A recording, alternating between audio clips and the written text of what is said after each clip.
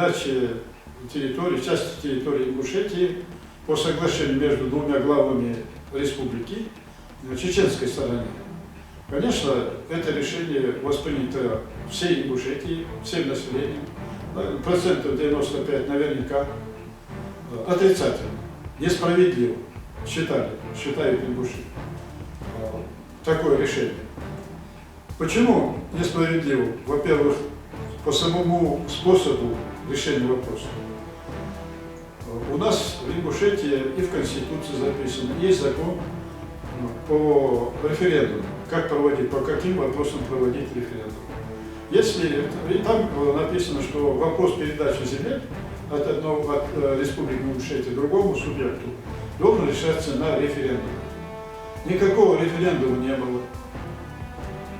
Наоборот, когда люди спрашивали, вы собираетесь передать землю, говорили, да вы что, ничего мы не собираемся передавать. Ничего не решаем, не собираемся передавать. То есть по существу вопрос решался келейно, за спиной ингушского народа. И он, конечно, с моей точки зрения, с моего понимания права, не соответствует закону и не сближает наши народы. Мы в свое время предлагали чеченцам определить нашу границу на основе шариатского суда. Основательно подготовили порядка 60 свидетелей, документы сделали, послали делегацию. И чеченская сторона отказалась от решения вопроса в шариатском суде. То предложение ингушей, мучительно выработанное, подготовленное, значит, в глазах Чечни, они показали, что ингуши готовы справедливо решать свой вопрос.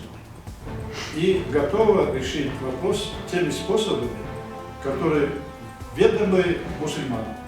Если вы верующие люди, а мы говорим, это на первом месте вера, то давайте решать по вере.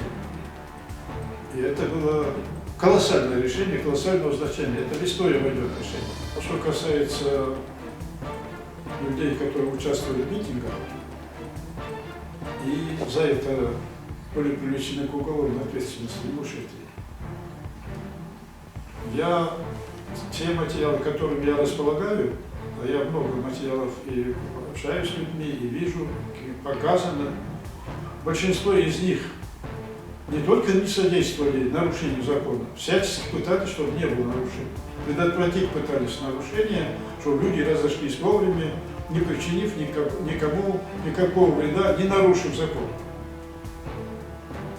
И после этого они оказались в изоляторах, женщина оказалась в том числе. Я считаю, что это наша беда, это люди сидят безвинные, и надо делать все, чтобы их освободить. Это вопрос больше политики, чем юриспруденции. Значит, по юриспруденции я считаю, что эти люди незаслуженно сидят сегодня в тюрьмах и в изоляторах. И мы должны делать все, что можно, чтобы им помочь, чтобы легче, чтобы их жизнь. Все, что нужно подписать, какую бумагу. Мы, московская община, подписали 1000 подписей, отправили такой, значит, документ главе республики, чтобы он посодействовал этому. При встрече с бывшим главой я об этом очень критически говорю, что надо их, значит, делать все, чтобы освободить этих людей. Надеюсь, всегда надо на лучшее, надо за это бороться. И бороться, и бороться. И руководителям надо бороться за права республики, и гражданам надо бороться. Надо делать все, чтобы в республике был порядок, спокойствие, чтобы было, но в то же время продолжать работу за свои права, за права народа, нации. Я думаю, это вопрос имеет перспективу положительную в конечном счете. Потому что требования ингушского народа справедливые с точки зрения и закона, и морали. Мы должны всеми силами, умно, грамотно, рассчитывая на успех, бороться за это. И никогда не надо уставать от этого. Если не получится у нас какие-то год, 2, 10, получится. Рано или поздно капля пробивает камень. А это в интересах всего народа, это в интересах подрастающего поколения, тех, которые родятся когда-то.